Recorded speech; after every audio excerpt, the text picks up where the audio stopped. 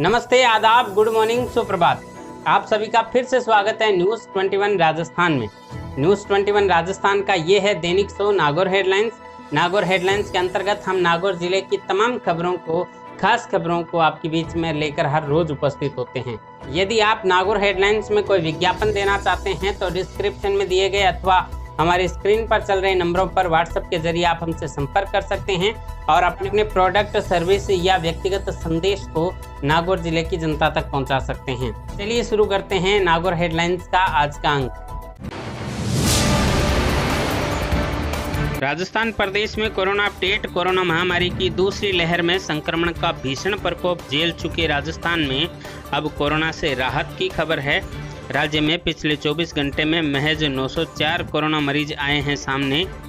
सबसे खास बात यह है कि राजधानी जयपुर को छोड़कर शेष 32 शहरों में 100 से भी कम मरीज सामने आए हैं, जिसमें से 12 जिले तो ऐसे हैं जहां मरीजों की संख्या 10 से भी कम मिली।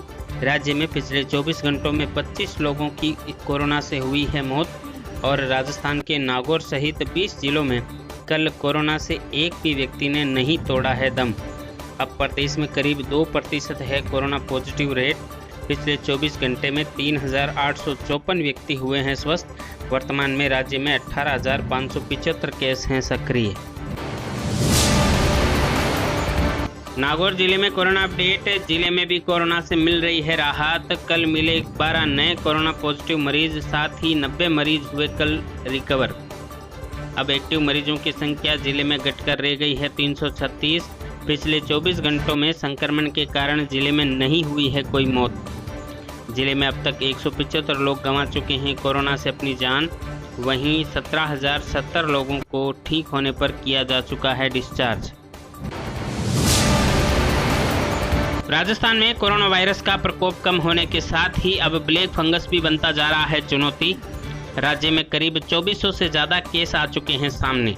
इनमें से अकेले 50% केस राजधानी जयपुर से आए हैं।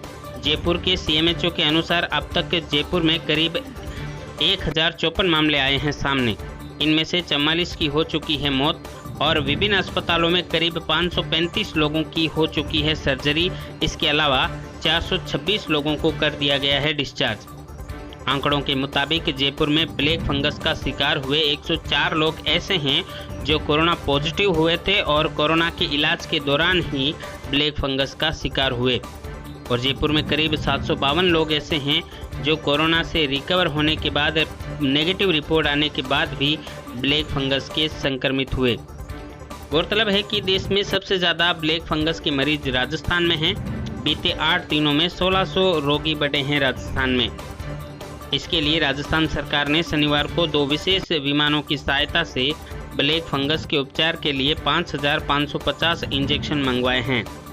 चिकित्सा मंत्री डॉक्टर रघु शर्मा ने बताया कि प्रत्येक मरीज को करीब 60 से 70 इंजेक्शन की आवश्यकता होती है। तो राजस्थान में इंजेक्शन की खपत है बहुत ज़्यादा, परंतु पिछले 23 दिनों में केंद्र सरकार सिर्फ 16,000 इंजेक्शन ही उपलब्ध करवा पाई है। भीषण गर्मी और बारिश के समय से पहले अघोषित बिजली और बार बार विद्युत कटौती से बेहाल जिले के रियाबड़ी उपखंड क्षेत्र के बग्गड़ गांव में रविवार को विद्युत विभाग के खिलाफ ग्रामीणों का फूटा गुस्सा। आक्रोशित 5 गांवों के लोगों ने बग्गड़ जीएसएस का घेराव करते हुए किया प्रदर्शन। निर्बाध बिजली सप्लाई की मांग के साथ ही जेईएन और लाइनमैन को हटाने की भी रखी गई मांग। लगातार हो रही बिजली कटौती से परेशान होकर बग्गड़, नथावड़ा, नथावड़ी, धामणिया और बेड़ास गांव के ग्रामीणों ने रविवार सुबह बग्गड़ जीएसएस पर प्रदर्शन शुरू कर की तालाबंदी। ग्रामीणों का आरोप था कि बार बार विद्युत कटौती और कई बार हाई वोल्टेज से घरों के उपकरण भी हो रहे हैं खराब। साथ ही जेईएन और लाइनमैन भी बरत रहे हैं लापरवाही। ग्रामीणों ने बिना रिश्वत काम नहीं करने का भी लगाया गंभीर आरोप।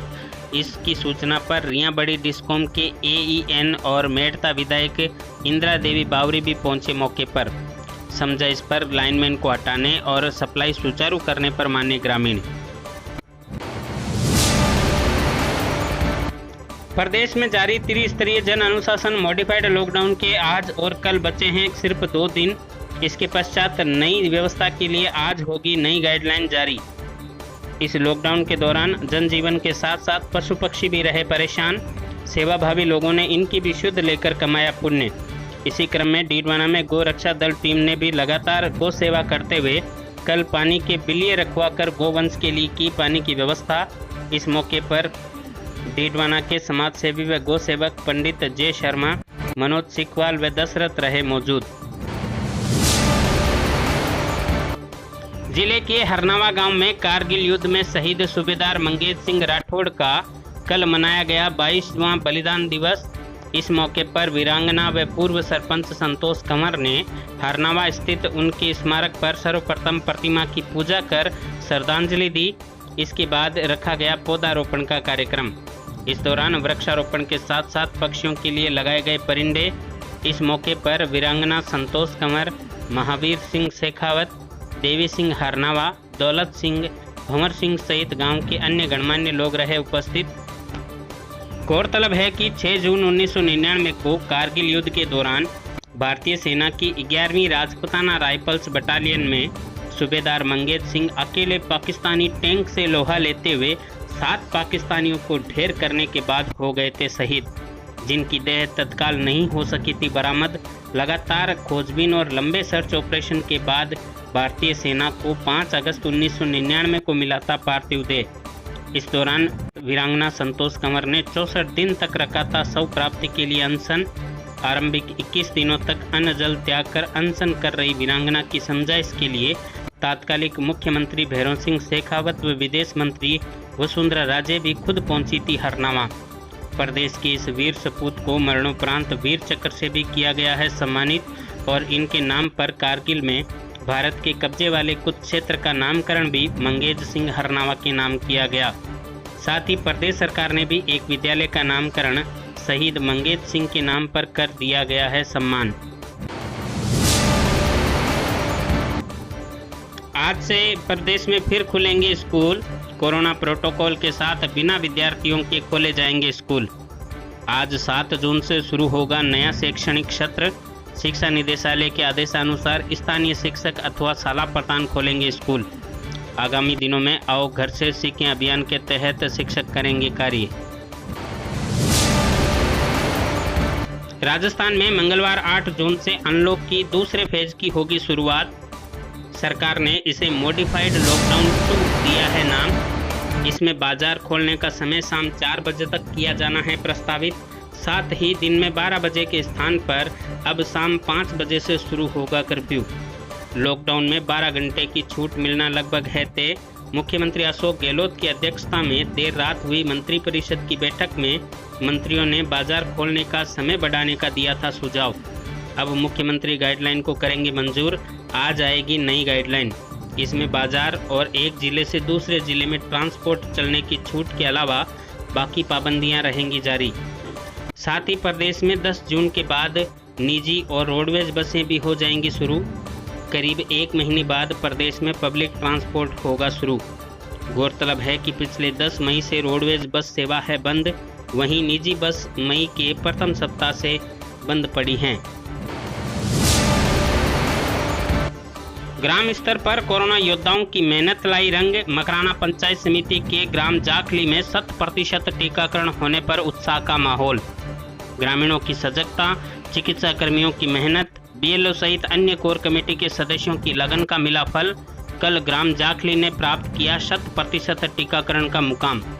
इस मौके पर बीएलओ दौलतराम गोदारा, ओम प्रकाश सहित कोर कमेटी के सदस्यों और स्वास्थ्य केंद्र में कार्यरत चिकित्सा कर्मियों की ग्रामीणों ने की सराहना। मेड़ता के चारभुजा मंडल के तत्वाधान में नगरवासियों ने किया 100 से ज्यादा यूनिट का रक्तदान। कोरोना महामारी के कारण ब्लड बैंक में ब्लड की कमी के चलते अजमेर स्थित जवाहरलाल नेहरू ब्लड बैंक और त्रिवेणी ब्लड बैंक के निवेदन पर मेड़ता के युवाओं ने मात्र 3 दिन की तैयारी कर रविवार को नगरवासियों के सहयोग से 100 से ज्यादा यूनिट का किया रक्तदान। ब्लड बैंक की ओर से रक्तदाताओं को सम्मान पत्र से किया गया सम्मानित। रक्तदाताओं में अग्रणी 13 बार रक्तदान करने वाले समाजसेवी मुरलीधर रांकावत, महेश आर्य, नतमल नागर, अवतार सिंह, पवन परतानी सहित अन्य चारभुजा मंडल के सदस्य रहे मौजूद। नागौर जिले में घर घर सर्वे अभियान है जारी। जिला प्रशासन की ओर से चलाए जा रहे इस अभियान का तीसरा चरण चल रहा है।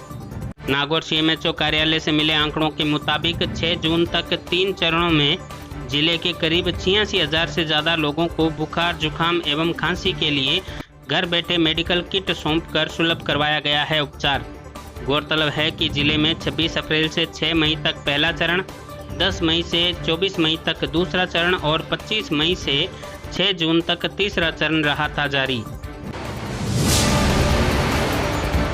और अब अंत में चलते चलते मौसम समाचार। आगामी दिनों में जिले सहित राजस्थान में मौसम रहेगा शुष्क। मौसम विभाग के अनुसार नागौर जिले में इस बार मानसून की एंट्री 30 जून से 5 जुलाई के बीच होने की है संभावना। वहीं राजस्थान में भी 30 जून तक झालावाड़ के रास्ते मानसून करेगा प्रवेश। हालांकि आगामी परिस्थितियों को देखते हुए पहले या बाद में भी हो सकता है प्रवेश। आज से पश्चिमी राजस्थान में मौसम मुख्यतः शुष्क रहने की है संभावना। साथ ही 2 से 3 डिग्री तक हो सकती है तापमान में बढ़ोतरी।